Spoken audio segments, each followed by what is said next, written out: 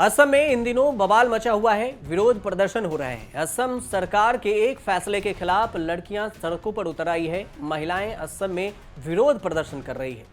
Police बाल विवाह के आरोप में पतियों और उनके परिजन को गिरफ्तार कर रही है। लड़कियों को ससुराल से छुड़ाया जा रहा है और आरोपियों को हथकड़ियां पहनाई जा रही है।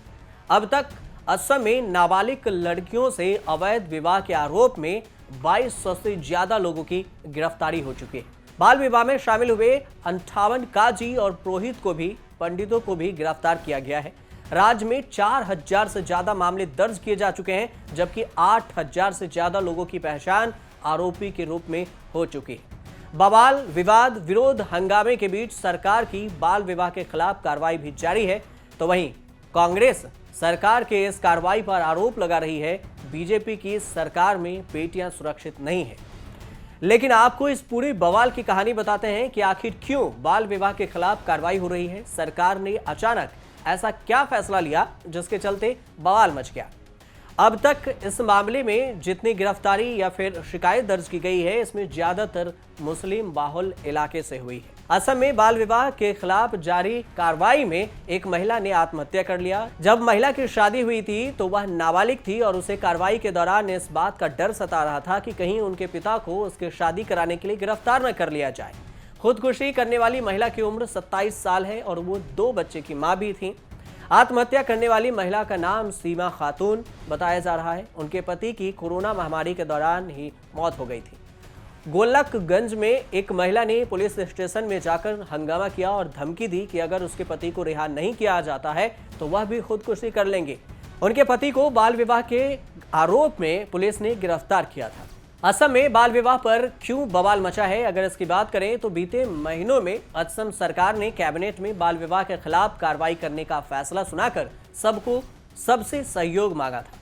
इसके अलावा असम सरकार ने 14 साल से कम उम्र की लड़कियों की शादी कराने वालों के खिलाफ पॉक्सो एक्ट के तहत कार्रवाई करने के प्रस्ताव को भी पारित किया था। असम सरकार ने यह भी कहा था कि 14 से 18 साल और इसमें कम उम्र की लड़कियों की शादी कराने वालों के खिलाफ बाल विवाह निषेध अधिनियम के तहत मामला दर्ज किया जाएगा। असम के मुख्यमंत्री हेमंत बिस्वा शर्मा का कहना है कि राज्य पुलिस की ओर से पिछले दिनों से शुरू किया गया बाल विवाह के खिलाफ अभियान 2026 में अगले विधानसभा चुनाव तक जारी रहेगा। राज्य सरकार बाल विवाह के खिलाफ एक्टिव अभियान चला रही है। जबरन शादी करने वालों आरोपियों को गिरफ्तार किया जा रहा है। बाल विवाह के आरोपियों पर सरकार नकेल कस रही है। असम सरकार के इस फरमान पर हंगामा बरपा हुआ है।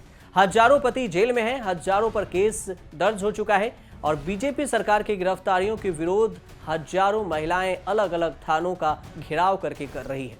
देश में इन दिनों हर मुद्दे पर राजनीति हो रही है। ऐसे में भला बाल विवाह मैरिज एक्ट कैसे अछूता रह सकता था। जी हाँ, इस मुद्दे पर भी सियासत गरमाती हुई नजर आ रही है और AIMIM चीफ असदुद्दीन ओवैसी ने भी हेमंत बिस्वा शर्मा की सरकार को घेरते हुए सीधा सवाल खड़ा किया। अब तक इस मामले में जितनी गिरफ्तारी हुई या शिकायत दर्ज किया गया, उससे ज्यादातर मुस्लिम बाहुल इलाकों में से है। इस वजह से मुस्लिम पक्ष हेमंत सरकार पर निशाना साध रही है। All India United democratic front यानी AIUDF ने आरोप लगाया कि असम सरकार आवश्यक नियम बनाए बिना बाल विवाह निषेध अधिनियम के प्रावधानों के तहत बाल विवाह पर कार्रवाई कर रही है। हालांकि हेमंत बिस्वा शर्मा ने अपने स्टैंड बिल्कुल क्लियर करते हुए कहा कि बाल विवाह ज्यादातर मौलवी, काजी और पंडित ही कराते हैं, इसलिए उनके खिलाफ कार्रवाई जारी रहेगी। लेकिन इस पूरे मामले पर प्रदर्शनकारी महिलाओं का कहना है कि सरकार ने गलत गिरफ्तारी की है। गिरफ्तार किए गए पति और उनके परिवार के सदस्य निर्दोष हैं।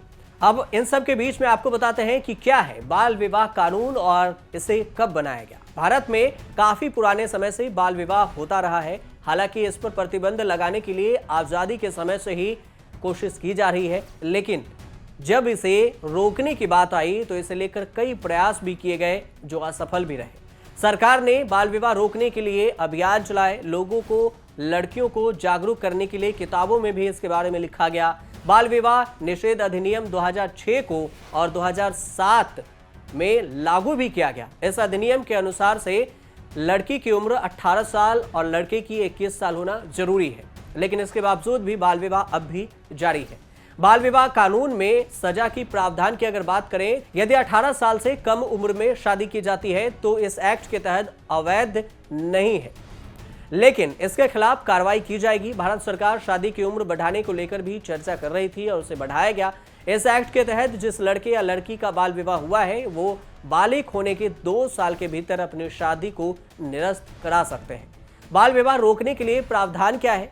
तो बाल विवाह रोकने के लिए अधिकारियों की नियुक्ति की गई है। नियुक्ति अधिकारी का काम बाल विवाह को रोकना और कानून का उल्लंघन करने वालों के खिलाफ सबूत इकट्ठा करना है।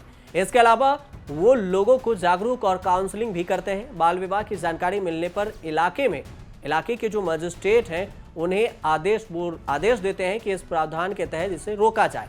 अगर कोर्ट के पास समय कम होता है तो बिना सुनवाई के भी आदेश दिया जा सकता है। लड़के लड़की को बहला फुसलाकर कराई गई शादी, दबाव बनाकर कराई गई शादी और खरीद फरोख्त के जरिए कराई गई शादी को निरस्त माना जा सकता है। अब क्या बाल विवाह निरस्त होने पर शादी में हुए खर्चे की वापसी होगी? अदालत ने इसके लिए भी प्रावधान किया है। कोर्ट दोनों पक्षों को शादी निरस्त होने के बाद एक दूसरे का उपहार वापस देने का आदेश दे सकता है। वहीं अगर किसी कारणवश गिफ्ट वापस न किया जा सके तो इसकी भरपाई पैसे से की जा सकती है। एक प्रावधान यह भी है कि कोर्ट जब तक लड़की की शादी न हो जाए तब तक लड़का पक्ष से उसके मेंटेनेंस का खर्चा देने का आदेश दे सकता है। आप देखते रहिए न्यूज़ तक।